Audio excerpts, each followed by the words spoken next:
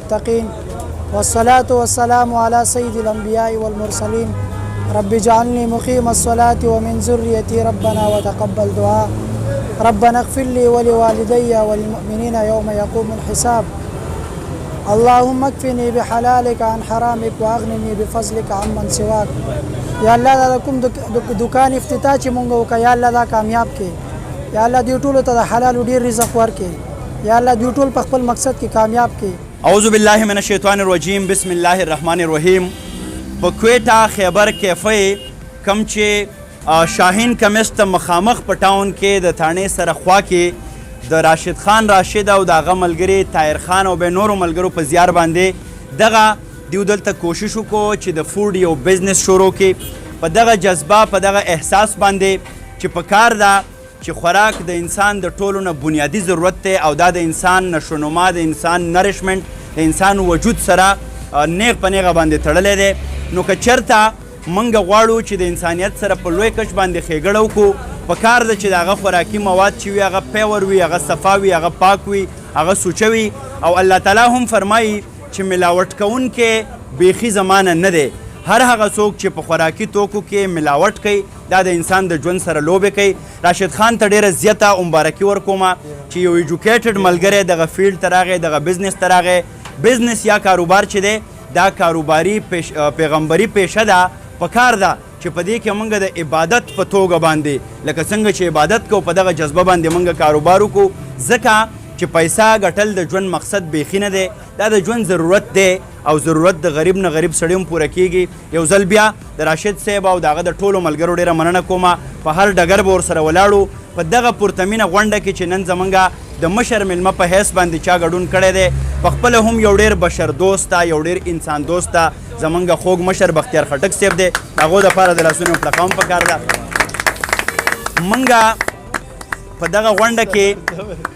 ړومبی ختم شو باقاعده دلته موږ قاري صاحبان را غوښتي وو. اوس به راشد خپله لنډه خبره شریکه کړي بیا به د بختیار خټک صاحب خبره اورو او دغسې به زمونږ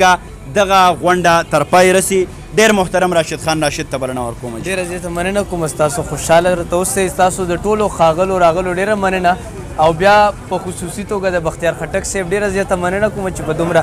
لنډ وخت کې موږ له راغی او موږ سره دا خوشحالي یو په دوه کړه. زمونږ د دې کیپیټیریا د کولاولو صرف مطلب دا دی چې دلته مونږ دا بزنس د ایجوکیټډ لاټ ته راوړو. دا تعلیم یافته چې کوم هلکان دي دا بزنسمینان شي دا بزنس شروع کړي نو دا بزنس به ښه شي نور به هم زمونږ په دې علاقه باندې په دې سیمه باندې دا بزنس ترقي وکړي. او دویمه خبره دې کې دا وه چې فوډ د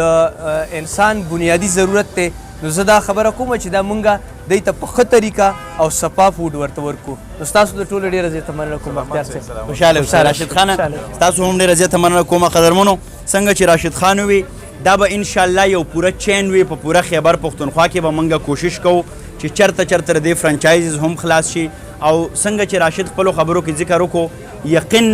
تاسو وکئ زمونږ هم دقه جذبه ده چې انسان ته هغه څیز ورکو کوم چې ارګینک فوډ دی یا نیچرل فوډ دی ځکه چې که موږ غواړو په هر بزنس کې و چې ځان سره الله شریکوئ نو الله خو نه داسې فزیکل وجود لري نه راتلی شي خو د الله شریکول دا دي چې د الله د مخلوق سره ښېګړه کول هغو ته پیور او صفا خوراک ورکول او بیا په تیره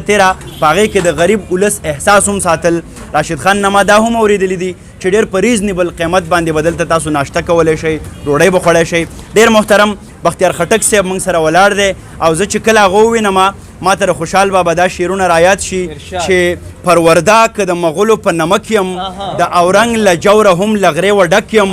د افغان په ننګ مې وتړله توره ننګیالی د زمانې خوشحال خټک یم. ډېر محترم بختیار خټک او چې نمک مې د مغول خوړو ملک وم او چې نمک د مغول نه خورم ملک یم. ډېره مینه احترام مینهوالو تاسو ما دې ډلې سره زیاتره اوس نن سبا وینئ هغې بنیادي وجه او خیال هم دا دی چې زه دې نه ډېر څه زده کول غواړم. یقین وکئ دا ګل ګلالي شهزادګان د نوي دور دا چې کومه نمایندګي کوي په دې کې ټولو نه د ګټوره خبره دا ده چې دی چاته اسره نه کوي. دی راغلي دلته تعلیم ته دي درسګانې هم دا سبق واغستو چې سبق صرف د نوکرۍ دپاره نه دی بېروزګاري پاکستان کې ورځ تر ورځه زیاتېږي. نن چې زه رالم راشد خان راشد ته د مبارکۍ سره سره دا زیره دنیا ته هم اورول غواړم چې دا زورېدلې زپېدلي کام کې و بیا یو شپږ اته ګل ګلالي دلته په روزګار باندې ولګي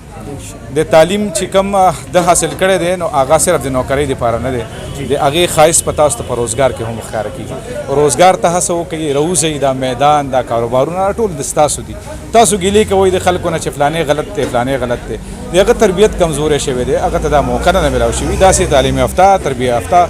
تربیت یافته خلک چې راشي روزګارونو ته هغې کې به تاسو ته نوې خوند نوې رنګ میلاو شي ما لخوا ډېره زیاته مینه احترام دعاګانې افسر افغان صاحب ستاسو ډېره مننه او زه به همیشه تاسو ته صرف دې وجې راځم